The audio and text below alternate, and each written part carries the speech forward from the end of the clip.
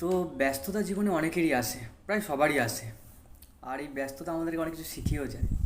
কিন্তু অসুস্থতা, যেটা তো শেখায় না, বরং কিছু লোকের কাছ থেকে কিছু কথা দেওয়া এবং কিছু বলে দেওয়া জিনিসগুলোকে ছিনিয়ে নেয়। যেমন আমি বলেছিলাম যে ক্লাস 9কে আমি ঠিকঠাক মতোভাবে এই বছরটা করাবো ম্যাথামেটিক্স, এবং টানা 14 দিন বিছানায় থাকা অবস্থায়, যখন 14 থেকে 15 দিন, তো সেখানে হয়তো আমার মনোবলটা ঠিকঠাকই ছিল যে আমি আবার করব। আর মনোবলটা তখনও ছিল যে ওই অবস্থা থেকে আমি করব। কিন্তু সত্যি বলতে এই টিচিং লাইফে আমি এটা খুবই মানি যে যদি আমি ওখানে করতাম না, মানে আমার মনোবল ছিল কিন্তু শরীরের বল ছিল না, যে শরীরের বলের দ্বারা আমি তোদেরকে পড়াবো ক্লাস 9কে যেমনভাবে পড়াচ্ছিলাম আমি, এবং সেটা হয়ে ওঠেনি।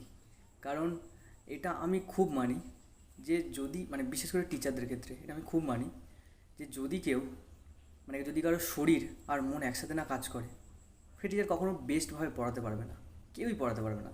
আর আমি তো পারতামই না। আর এই কারণেই টানা 20 দিন মতো আমাদের এই চ্যানেলটাতে কোনো ভিডিও আসেনি, এবং এটার স্বীকারোক্তি আজকের এই ভিডিওটা করছি আমি। কারণ টানা 20 দিন মতো কোনো রূপ আমি ভিডিও বানাতেই পারিনি। কারণ 15 দিন তো গিয়েছে পুরোপুরি বিছানায়, তারপরে যাবতীয় কাজকর্ম, তো এই জন্যই কিন্তু কোনো ভিডিও আসেনি। আর যার জন্যই আমি যেটা তোদেরকে বলেছিলাম যে প্রশ্নবিচিত্রের সলিউশান, এছাড়া আরও অনেক কিছু আমি করাবো, সাজেশান, রীতিমতো তো ভিডিও দিচ্ছিলাম। এবার অনেকে জানে যে বলবে যে দাদা তুমি ভিডিও দিচ্ছিলে, ঠিক আছে ভিডিও দিচ্ছিলে, সেই ভিডিওগুলো ছিল ক্লাস 10-এর। কেন, ওগুলো কি পড়াচ্ছিলে? না, ওগুলো আমার পুরনো ভিডিও ছিল। এবার চ্যানেলটা পুরোপুরি ধ্বংস হয়ে যাবে, তাই ওগুলোকে দিচ্ছিলাম। আর ক্লাস 9-এর জন্য এই কারণেই কোনো ভিডিও আসেনি। আর প্রথম পরীক্ষার জন্য, মানে পর্যায়ক্রমিক মূল্যায়নের জন্য আমি যেটা বলেছিলাম যে আমরা হচ্ছে হয়তো এই ভিডিওটা, এই রিলটা, এটা রিল না কোনো, এটা হয়তো একটা বড় ভিডিও হয়ে যাবে। এবং আমি বলেছিলাম যে ক্লাস 9-এর জন্য পুরোপুরি ভিডিওগুলো আসবে এবং সাজেশান আসতে থাকবে, এবং একটা সাজেশান দিয়েছিলাম।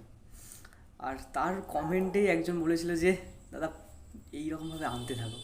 কিন্তু তারপরেই ঘটনাটা ঘটেছিল, যার জন্য আমি আর কোনো মতেই, মানে কোনোরূপ ভিডিও আনতেই পারছি না, মানে পারিনি আমি। এখন সময় আছে কিন্তু হাতে তোদের, মানে কমপ্লিট করার মতো সময় নেই।